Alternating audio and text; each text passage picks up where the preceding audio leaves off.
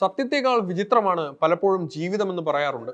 എന്നാൽ ചിലപ്പോൾ സത്യത്തെ മറയ്ക്കാനായി മനുഷ്യർ മെനയുന്ന കള്ളക്കഥകൾ അതിനേക്കാൾ വിചിത്രമായിരിക്കും. തിരുവനന്തപുരം ജില്ലയിലെ ആര്യനാട് കഴിഞ്ഞ ദിവസം അരങ്ങേറിയത് അത്തരമൊരു സംഭവമാണ്. 10 ലക്ഷം രൂപ ഓട്ടോ ഡ്രൈവർ തട്ടിയെടുത്തുവെന്ന് പരാതിപ്പെട്ട് നടുറോഡിൽ കരഞ്ഞും നെഞ്ചത്തടിച്ചും പരിഭ്രാന്തി സൃഷ്ടിച്ച 60-കാരി ഒടുവിൽ പോലീസിന് മുന്നിൽ കുടുങ്ങിയത് സിനിമാ കഥയെ വെല്ലുന്ന ട്വിസ്റ്റിലൂടെയാണ്. ബുധനാഴ്ച ഉച്ചയ്ക്ക് ഏകദേശം 11:30യോടെയാണ് വെള്ളനാട് സൊസൈറ്റി റോഡിന് സമീപം നാടകീയമായ രംഗങ്ങൾ ആരംഭിക്കുന്നത്. ആര്യനാട് വലിയ കലുങ്ക് സ്വദേശിയും ആധാരമെഴുത്തുകാരിയുമായ ഓമനയമ്മ റോഡിൽ വീണ് കിടന്ന് നിലവിളിക്കുകയായിരുന്നു.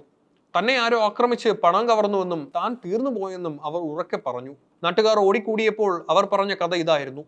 മറ്റൊരാളുടെ വസ്തു ഇടപാടുമായി ബന്ധപ്പെട്ട് 10 ലക്ഷം രൂപ ട്രഷറിയിൽ അടയ്ക്കാൻ പോവുകയായിരുന്നു താൻ.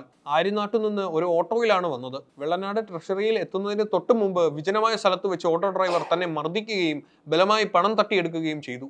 തന്നെ ഓട്ടോയിൽ നിന്ന് പുറത്തേക്ക് തള്ളിയിട്ട ശേഷം അയാൾ അതിവേഗം ഓട്ടിച്ചുപോയി. ഇത് കേട്ട നാട്ടുകാർ സ്തബ്ധരായി. പട്ടാപ്പകൽ നടന്ന ഈ പിടിച്ചുപറി വാർത്ത കാട്ടുതീ പോലെ പടർന്നു. ഉടൻ തന്നെ ആര്യനാട് പോലീസിൽ വിവരമറിയിച്ചു. സംഭവത്തിന്റെ ഗൗരവം കണക്കിലെടുത്ത് പോലീസ് സംഘം മിനിറ്റുകൾക്കുള്ളിൽ സ്ഥലത്തെത്തി. റോഡിൽ ബോധരഹിതയായ മട്ടിൽ കിടന്നിരുന്ന ഓമനമ്മയെ ഉടൻ തന്നെ വെള്ളനാട് ആശുപത്രിയിലേക്ക് മാറ്റി. 10 ലക്ഷം രൂപ എന്നത് ഒരു വലിയ തുകയായതുകൊണ്ട് തന്നെ നഗരത്തിലെ പ്രധാന റോഡുകളിൽ പോലീസ് പരിശോധന കർശനമാക്കി. ഓട്ടോ ഡ്രൈവറെ കണ്ടെത്താൻ സന്ദേശങ്ങൾ കൈമാറി. ആശുപത്രിയിൽ വെച്ച് പ്രാഥമിക ശുശ്രൂഷ നൽകിയ ശേഷം ഓമനയമ്മ മൊഴി നൽകി. കമ്പനിമുക്ക് കഴിഞ്ഞുള്ള പാടത്തിന് സമീപത്ത് വെച്ച് ഡ്രൈവർ തന്നെ ആക്രമിച്ചു എന്നായിരുന്നു മൊഴി. പണവുമായി എത്തിയ ബാഗ് അയാൾ തട്ടിയെടുത്തതായും അവർ ആവർത്തിച്ചു പറഞ്ഞു. ആര്യനാട് പോലീസ് ഇൻസ്പെക്ടറുടെ നേതൃത്വത്തിലുള്ള സംഘം ഉടൻ തന്നെ ശാസ്ത്രീയ അന്വേഷണത്തിലേക്ക് കടന്നു. ഓമനയമ്മ സഞ്ചരിച്ചു എന്ന് പറയുന്ന റൂട്ടിലെ എല്ലാ CCTV ദൃശ്യങ്ങളും പോലീസ് പരിശോധിച്ചു. എന്നാൽ ഇവിടെയാണ് അന്വേഷണ സംഘത്തെ കുഴപ്പിച്ച ആദ്യ കാര്യം സംഭവിച്ചത്. പരാതിക്കാരി പറഞ്ഞ സമയത്തോ അതിനുശേഷമോ ആ റൂട്ടിൽ സംശയാസ്പദമായ ഒരു ഓട്ടോറിക്ഷയും പോലീസിന് കണ്ടെത്താനായില്ല. മാത്രമല്ല, മർദ്ദനമേറ്റ് എന്ന് പറയുന്ന പരാതിക്കാരിയുടെ ശരീരത്തിൽ അത്തരത്തിലുള്ള പരിക്കുകളോ ബലപ്രയോഗത്തിന്റെ അടയാളങ്ങളോ ഉണ്ടായിരുന്നില്ല. ഓമനയമ്മ നൽകിയ മൊഴിയിൽ പലയിടത്തും വൈരുദ്ധ്യങ്ങളുണ്ടെന്ന് പോലീസിന് ബോധ്യമായി. അവർ പറഞ്ഞ ഓട്ടോയുടെ നിറത്തെക്കുറിച്ചും ഡ്രൈവറുടെ അടയാളത്തെക്കുറിച്ചും വ്യക്തമായ വിവരങ്ങൾ നൽകാൻ അവർക്ക് കഴിഞ്ഞില്ല. സംശയം ബലപ്പെട്ടതോടെ പോലീസ് അവരെ ആര്യനാട് സ്റ്റേഷനിലെത്തിച്ച് വനിതാ പോലീസിന്റെ സാന്നിധ്യത്തിൽ വിശദമായി ചോദ്യം ചെയ്തു. സൈബർ സെല്ലിന്റെ സഹായത്തോടെ അവരുടെ ഫോൺ രേഖകളും പരിശോധിച്ചു. പോലീസിന്റെ കൃത്യമായ ചോദ്യം ചെയ്യലിന് മുന്നിൽ അധികനേരം പിടിച്ചു നിൽക്കാൻ അവർക്കായില്ല.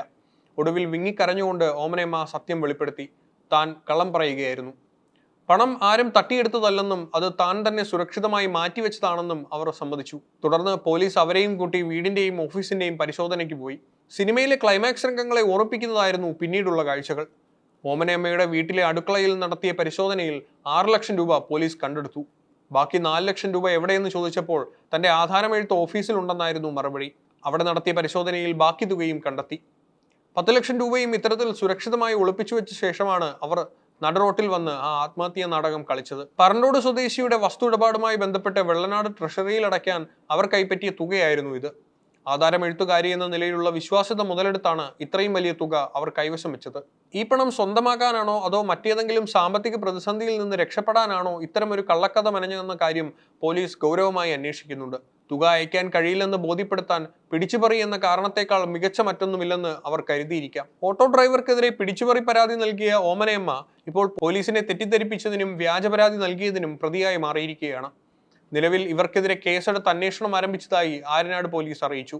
നിരപരാധിയായ ഒരു ഓട്ടോ ഡ്രൈവറെ പ്രതിയാക്കാൻ ശ്രമിച്ചതും പോലീസിനെയും പൊതുജനങ്ങളെയും മണിക്കൂറുകളോളം പരിഭ്രാന്തിയിലാഴ്ത്തിയതും വലിയ കുറ്റകൃത്യമായാണ് നിയമം കാണുന്നത്.